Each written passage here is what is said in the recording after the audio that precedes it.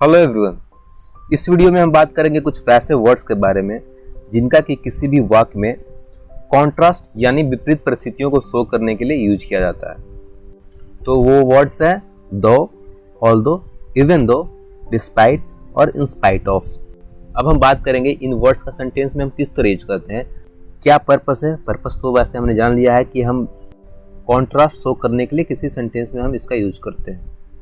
तो चलिए शुरू करते हैं। तो सबसे पहले हम बात करेंगे दो, ऑल्दो और इवन दो के बारे में। वीडियो के अगले पार्ट में हम बात करेंगे डिस्पाइट और इन स्पाइट ऑफ के बारे में। क्यों, इसके पीछे कारण है वो आपको आगे के वीडियो में पता चलेगा।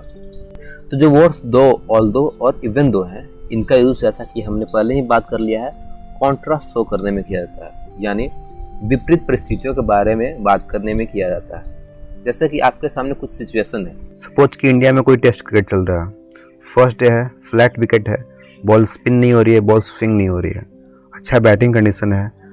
ऐसा एक्सपेक्ट किया जा रहा है कंडीशन को देखकर कि जो बैटिंग करने वाली टीम है अच्छा स्कोर करेगी, बट होता ठीक उल्टा है। जो बैटिंग करने वाली टीम होती है वो 200 के अंदर ऑल आउट हो जाती है। मतलब जो हमारा एक्सपेक्टेशन था, जो हमारा बैटिंग टीम से एक्सपेक्टेशन था, वो पूरा नहीं होता, होता ठीक इसका उल्टा है। तो ऐसे ही कॉन्ट्रास्ट यानी विपरीत परिस्थितियों को शो करने के लिए हम इन वर्ड्स का यूज करते हैं। कैसे करते हैं देखिए इस सेंटेंस में। Although the conditions were good, they didn't play good cricket। या फिर इस सेंटेंस को हम इस तरह भी लिख सकते हैं, They didn't play good cricket, although the conditions were good। अब जहां हमने although का यूज किया है वहां पर हम दो का यूज भी कर सकते हैं। जैसे कि Though the conditions were good, they didn't play good cricket। या फिर They didn't play good cricket, though the conditions were good।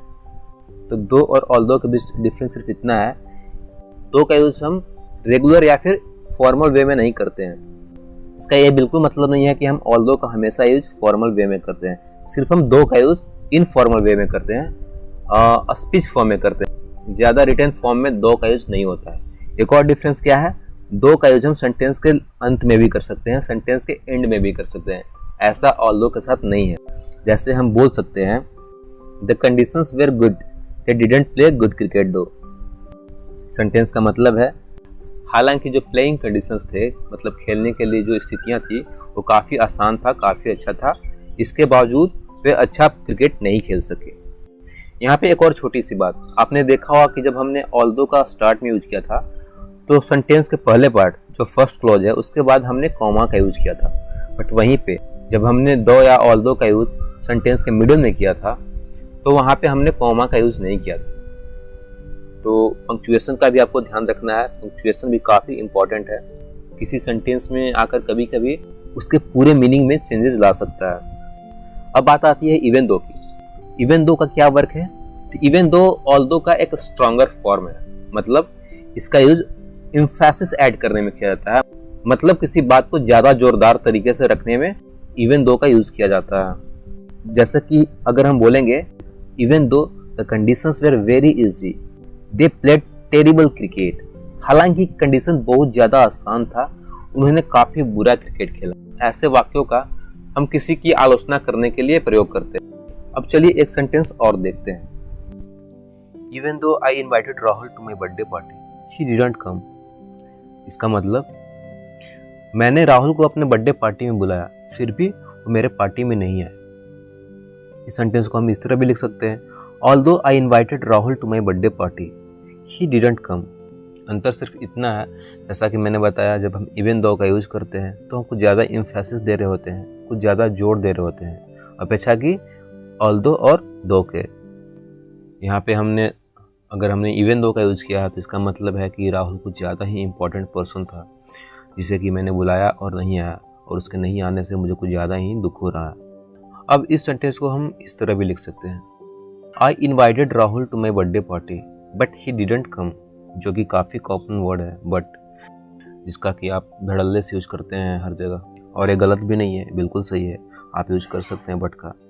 और एक और काफ़ी इम्पॉर्टेंट वर्ड है हाउएवर। यहाँ पे हम उसका भी प्रयोग कर सकते हैं, लेकिन कैसे देखिए। I invited Rahul to my birthday party, however he did not attend it.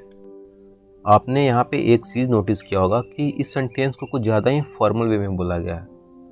जैसे ही डिडंट कम की जगह पर मैंने यूज़ किया ही डिड नॉट अटेंड। तो आप समझ गए होंगे कि हाउ एवर जो वर्ड है उसका यूज हम फॉर्मल वे में करते हैं। मतलब कि इसका यूज़ अगर आप कोई ऐसे लिख रहे हो या न्यूज़पेपर में कोई आर्टिकल होता है तो वहाँ पे हाउ एवर का यूज़ हम करते हैं। अगर फॉर्मल और इनफॉर्मल वर्ड को समझने में आपको दिक्कत हो रही है तो आप बस इतना जान लो, फॉर्मल वैसे वर्ड्स या वैसे सेंटेंस को बोलते हैं जिनका की यूज हम ज़्यादातर बोलचाल की भाषा में नहीं करते हैं। उनका ज़्यादातर यूज हम रिटन लैंग्वेज या फिर जब कोई स्पीच देते हैं। इनफॉर्मल वर्ड्स का यूज ज़्यादातर हम बोलचाल की भाषा में करते हैं। तो हम लोग बात कर रहे थे हाउ एवर के बारे में। तो चलिए एक सेंटेंस देखते हैं। There are reports that many deaths due to COVID-19 is going unreported. However, the government continues to insist that the actual data provided by them is correct. इसका मतलब है कि ऐसे रिपोर्ट्स आ रहे हैं कि जो COVID-19 के चलते डेट्स हो रहे हैं वो बहुत सारे डेट्स अनरिपोर्टेड जा रहे हैं। मतलब डेट का आंकड़ा, मतलब मृत्यु का आंकड़ा कुछ और है, सरकार कुछ और बता रही है। अगला सेंटेंस में However, the government continues to insist that the actual data provided by them is correct. हालांकि गवर्नमेंट ये इंसिस्ट कर रही है बार बार कि जो डेटा वो प्रोवाइड कर रहे हैं वो बिल्कुल सही है। अब आप यहाँ पे एक चीज़ नोटिस कर सकते हो, जो पहले हमने वर्ड्स पढ़ा बिल्कुल उसकी तरह हाउ एवर का यूज़ नहीं हुआ है। हालांकि मतलब वही निकल रहा है, लेकिन हाउ एवर यहाँ पे एक कंजक्शन की तरह यूज नहीं हुआ है, मतलब एक लिंकिंग वर्ड की तरह यूज नहीं हुआ है। आप देख सकते हो पहला सेंटेंस खत्म हो चुका है, उसके बाद सेकंड सेंटेंस हम स्टार्ट करते हैं तो वहाँ पे हम हाउ एवर का यूज़ करते हैं। तो आपको एक बात जाननी चाहिए कि हाउ एवर एक कंजक्शन नहीं है, एक एडवर्ब है। एक बात और, हाउएवर जो है एक काफ़ी फ्लेक्सिबल वर्ड है। इसका मतलब इसे हम सेंटेंस का स्टार्ट में भी, मिडिल में भी और एंड में भी कर सकते हैं। अब देखिए कैसे हम हाउएवर का यूज सेंटेंस के मिडिल में या फिर एंड में करते हैं। There are reports that many deaths due to COVID-19 is going unreported. The government however continues to insist that the actual data provided by them is correct. या फिर इसे हम ऐसे बोल सकते हैं, The government continues to insist that the actual data provided by them is correct, however. अब चलिए चलते हैं हम अपने अगले वर्ड्स की तरफ, जो है डिस्पाइट और इंस्पाइट ऑफ। तो डिस्पाइट और इंस्पाइट ऑफ का यूज हम बिल्कुल सेम पर्पस के लिए करते हैं, जिस पर्पस के लिए हम दो, ऑल्दो और इवन दो का यूज कर रहे थे। बस इनमें सिर्फ डिफरेंस इतना है कि हम दो, ऑल्दो और इवन दो का यूज किसी सेंटेंस में क्लॉज के पहले कर रहे थे। अभी क्लॉज क्या है? क्लॉज सेंटेंस का वैसा पार्ट होता है जिसमें एटलीस्ट एक सब्जेक्ट या एक वर्ब रहे। वहीं डिस्पाइट और इंस्पाइट ऑफ का यूज किसी नॉन फ्रेज या फिर आईएनजी वर्ब के पहले करते हैं। फ्रेज कहने का मतलब उसमें एक नाउन हो सकता है, वर्ब नहीं भी हो सकता है। जिस फ्रेज के पहले डिस्पाइट और इंस्पाइट ऑफ का यूज करते हैं उसमें कोई वर्ब नहीं होता है। और जब आईएनजी वर्ब की बात आती है तो उस फ्रेज में आईएनजी वर्ब एक नाउन की तरह एक्ट करता है। कैसे करता है हम जानेंगे आगे के एग्जांपल्स में। सबसे पहले इस एग्जांपल को देखते हैं। Rahul decided to go on a trip with his friends even though his parents objected to it. यहाँ पे आप देख सकते हो जैसे कि हम पहले से यूज करते आ रहे हैं इवन दो का। इवन दो का यूज जिस क्लॉज के पहले हुआ है, जिस सेंटेंस के पार्ट के पहले हुआ है, उसमें एक सब्जेक्ट है जो कि है हिज पेरेंट्स, एक वर्ब है ऑब्जेक्टेड। अब इसी सेंटेंस को जब हम डिस्पाइट या फिर इंस्पाइट ऑफ के साथ यूज करेंगे तो ये कुछ इस तरह होगा। Rahul decided to go on a trip with his friends despite his parents objection, या फिर in spite of his parents objection.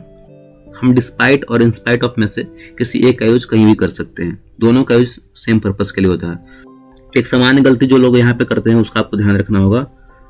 कुछ लोग बोलते हैं डिस्पाइट ऑफ, जो कि गलत है। डिस्पाइट के बाद सीधे आपका फ्रेज शुरू होता है, तो हम डिस्पाइट ऑफ या फिर इन डिस्पाइट ऑफ ऐसा कुछ नहीं बोलेंगे। अब आपने एक चीज नोटिस किया होगा, डिस्पाइट के बाद जो सेंटेंस का पार्ट है हिज पेरेंट्स ऑब्जेक्शन, इसमें आपको कोई वर्ब नहीं दिखेगा। तो कहने का मतलब जैसा कि मैंने बताया, हम डिस्पाइट और इंस्पाइट ऑफ का यूज दो, ऑल्दो, इवन दो की तरह ही करते हैं, बट सिर्फ एक डिफरेंस है कि हम इसका यूज एक फ्रेज के पहले करते हैं, एक क्लॉज के पहले नहीं करते हैं। अब जब हम वीडियो में पहले कॉमन मिस्टेक्स की बात कर रहे थे तो एक और कॉमन मिस्टेक के बारे में जानते हैं जो लोग अक्सर करते हैं। एक सेंटेंस देखिए, although I invited Rahul to my party but he did not come. अब आपको डिसाइड करना है कि क्या यह सेंटेंस सही है। तो ये सेंटेंस सही नहीं है, क्योंकि इसमें बट का यूज़ करने की कोई ज़रूरत नहीं थी। ऐसा क्यों? क्योंकि हमने पहले ही एक लिंकिंग वर्ड ऑल्दो का यूज़ कर लिया, तो फिर उसी पर्पस के लिए हमें बट का यूज़ करने की ज़रूरत नहीं है। अब लास्टली हम डिस्कस कर लेते हैं डिस्पाइट और इंस्पाइट ऑफ का यूज़ आईएनजी वर्ब के साथ, यानी जिरंड फॉर्म के साथ। तो आइए इस एग्जाम्पल को देखते हैं। डिस्पाइट हैविंग नो मनी या फिर in spite of having no money, Rahul decided to plan a Goa trip. हालांकि राहुल के पास कोई पैसा नहीं था, फिर भी उसने गोवा जाने का प्लान बनाया। अब यहाँ पे बहुत सारे लोगों को लग रहा होगा कि हैविंग तो एक वर्ब है, तो मैं आपको बता दूं हैविंग सिर्फ वर्ब की तरह प्रतीत हो रहा है, यह एक जिरंड है। और जो हैविंग नो मनी है यह एक जिरंड फ्रेज है जो कि नाउन की तरह वर्क करता है। अगर अभी आपको ये बात पल्ले नहीं पड़ रहा है तो बस आप इतना जान लो कि इस तरह के फॉर्म के साथ, इस तरह के आईएनजी वर्ब के साथ हम डिस्पाइट या फिर इंस्पाइट ऑफ का यूज़ करते हैं।